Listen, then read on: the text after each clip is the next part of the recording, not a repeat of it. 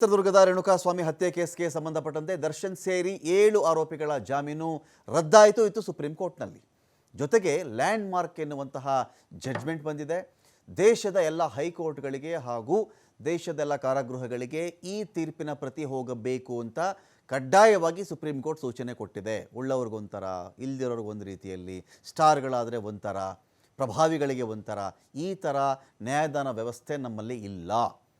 ಎಲ್ಲರೂ ಒಂದೇ ತಕಡಿ, ಗಂಡಾಗಲಿ ಹೆಣ್ಣಾಗಲಿ, ನ್ಯಾಯದ ವ್ಯವಸ್ಥೆಯಲ್ಲಿ ಏನಿದೆಯೋ ಅದರ ಮುಂದೆ ಎಲ್ಲರೂ ಸಮಾನರು ಅನ್ನೋ ಸಂದೇಶ ಸಾರುವುದರ ಜೊತೆಗೆ ಏನೇನೋ ಸಂದೇಶಗಳನ್ನು ಬರೆಯೋದು, ಏನೇನೋ ಬೇಲ್ ಕೊಟ್ಟುಬಿಡೋದು ಇದೆಲ್ಲ ಆಗಬಾರದು ಎನ್ನುವ ಅರ್ಥ ಸುಪ್ರೀಂ ಕೋರ್ಟ್ನ ಈ ತೀರ್ಪಿನಲ್ಲಿದೆ. 5 ಜನ ಆರೋಪಿಗಳಿಗೆ ಇದೀಗ ನ್ಯಾಯಾಂಗ ಬಂಧನ ಆಗಿದೆ. ಇವತ್ತು ಜಡ್ಜ್ ಮುಂದೆ ಇವ್ರನ್ನ ಹಾಜರುಪಡಿಸಿದರು. ಇನ್ನು ನಟ ದರ್ಶನ್, ಪವಿತ್ರ ಗೌಡ, ಪ್ರದೋಷ್, ಲಕ್ಷ್ಮಣ್, ನಾಗರಾಜ್ ಹಾಜರಾಗಿದ್ದರು. ಆರೋಪಿಗಳನ್ನು ಪರಪ್ಪನ ಅಗ್ರಹಾರಕ್ಕೆ ಕಳಿಸ್ಕೊಟ್ಟು ನ್ಯಾಯಾಂಗ ಬಂಧನಕ್ಕೆ. ಯಾರ್ಯಾರು ಅರೆಸ್ಟ್ ಅಂತ ಹೇಳಿದ್ರೆ, A1 ಪವಿತ್ರ ಗೌಡ, ರೇಣುಕಾಸ್ವಾಮಿ ಕೊಲೆ ಕೇಸಲ್ಲಿ ಮೊದಲ ಆರೋಪಿ Pavithra Gowda, A2 Darshan, A6 Jagadish, A7 Anukumar, A11 Nagaraj, A12 Lakshman, A14 Pradosh ಅಂಥೇಳಿ ಇಷ್ಟು ಜನರ ವಿಚಾರದಲ್ಲಿ ಇಬ್ಬರು ಮಾತ್ರ ಸ್ವಲ್ಪ ಬರೋದು ಲೇಟ್ ಆಗಿದೆ.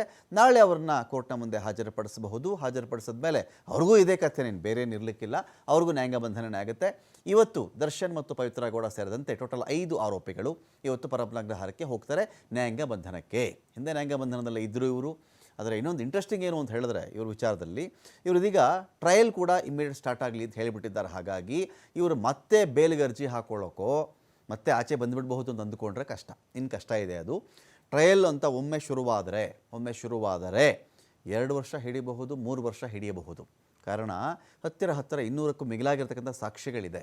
ಆ ಸಾಕ್ಷ್ಯಗಳ ವಿಚಾರಣೆ ಆಗಬೇಕು. ಪರ ಏನೂ ಇರುತ್ತೆ, ವಿರೋಧನೂ ಇರುತ್ತೆ, ಅದರ ಬಗ್ಗೆ ವಾದ ಆಗಬೇಕು. ಅಟ್ ದ ಸೇಮ್ ಟೈಮ್ ಸಾಕ್ಷಿ ಅವರಿಗೆ ಸಮನ್ ಮಾಡಿದ ದಿನದಂದು ಅವರು ಬಾಕ್ಸಲ್ಲಿ ಬಂದು ನಿಂತ್ಕೊಳ್ಬೇಕು. ಅಕಸ್ಮಾತ್ ಬರೋಕ್ಕಾಗಲಿಲ್ಲ, ಅವ್ರ ಕಡೆ ವಕೀಲರು ಬಂದು ಟೈಮ್ ಕೇಳಿಬಿಡ್ತಾರೆ, ಸ್ವಲ್ಪ ಟೈಮ್ ಬೇಕಾಗಿದೆ, ಅವರೇನೋ ಬಂದಿಲ್ಲ, ಆರೋಗ್ಯ ಸರಿ ಇಲ್ವಂತೆ, ಬೇರೆ ಊರಿಗೆ ಹೋಗಿದ್ದಾರಂತೆ, ಔಟ್ ಆಫ್ ಸ್ಟೇಷನ್ ಅಂತ ಏನೋ ಒಂದು ಹೇಳಿದಾಗ ಮತ್ತೆ ಕೇಸ್ ಮುಂದಕ್ಕೆ ಹೋಗುತ್ತೆ. 1 ತಿಂಗಳು ಮುಂದಕ್ಕೆ ಹೋಗಬಹುದು, 1 ವಾರ ಮುಂದಕ್ಕೆ ಹೋಗಬಹುದು, 15 ದಿನ ಮುಂದಕ್ಕೆ ಹೋಗಬಹುದು. ಈ ಥರ ಆದಾಗ ಅಷ್ಟು ದಿನಗಳ ಕಾಲವೂ ಈ ಆರೋಪಿಗಳೆಲ್ಲರೂ ಕೂಡ ಪರಪ್ಪನ ಅಗ್ರಹಾರ ಜೈಲಲ್ಲಿ ಕೊಳಿತಾ ಇರ್ತಾರೆ. ಇದು ವಿಚಾರ.